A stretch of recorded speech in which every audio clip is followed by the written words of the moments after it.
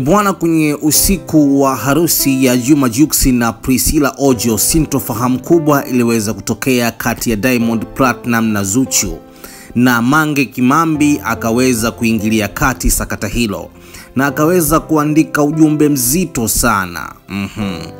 Bwana, Mange Kimambi ameweza kuandika mengi, nitakusomea hapo yote uweze kuyaona, lakini naomba kwanza uweze kusubscribe channel yako hii ya Bongo Complex. Diamond aliweza kuperform nyimbo ambazo watu walisema kama ni dongo kwa mwanadada Zuchu, na katika harusi hiyo Zuchu alionekana kama mtu ambaye hana furaha zaidi.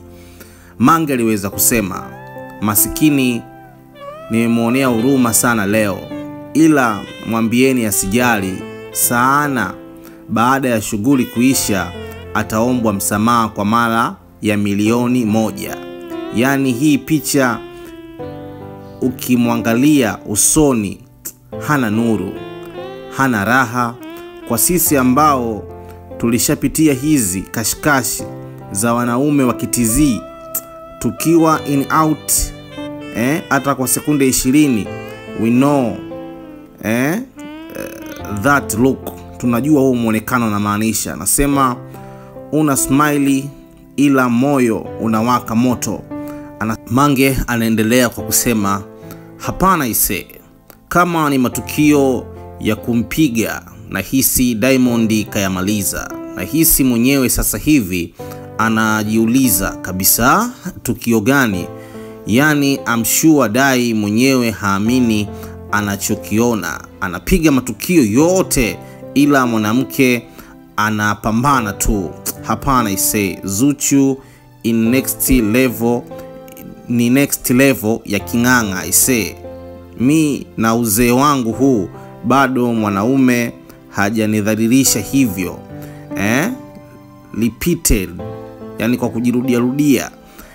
Anasema leo mwanaume kamnyari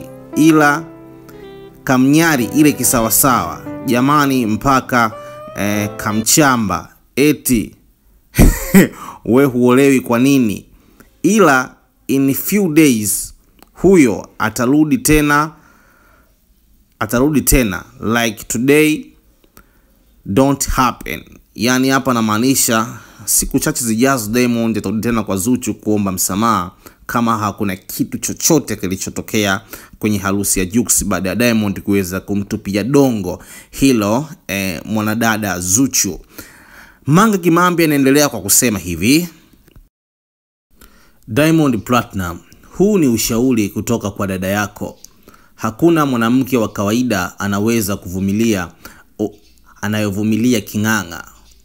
Anasema huyu ukilala naye usiku, lala jicho moja wazi. Huyu kuna siku atakulestisha na yeye atajilestisha ili tu tukose wote. Anasema wait a minute, did I say tukose wote? Kwani mimi namtaka Dai alafu sijijui. Anasema on serious note, Diamond awe makini sana. Sitaki kujua moyo wa Zuchu, hakuna huwa unawaza nini. Hakuna mwanamke mwenye akili timamu unaweza kuvumilia haya kama hakuna kitu anapanga kumfanya huyo mwanaume. Tusije tukasikia mengine one day. Toka ni mjue Dai kipindi cha Wema, sidhani kama kuna mwanamke Dai kesha mpiga matukio mengi na ya kusikitisha kama anayompiga kinganga, na kama ikitokea akiolewa matukio ndiyo yatazidi haya. Yani she will never be happy. Dai, Mange anaendelea kusema maneno mazito kulikweli. Anasema Diamond does not love his girl.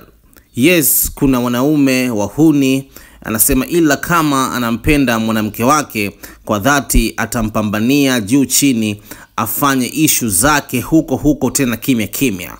Hakuna mwanaume anampenda mwanamke wake akaacha adhalilike hivi. Anasema anyways, nipeni muda kidogo na correct data mafaili fulani hivi yanasema nye uhakika zaidi, then ni waambie nini kilichotokea.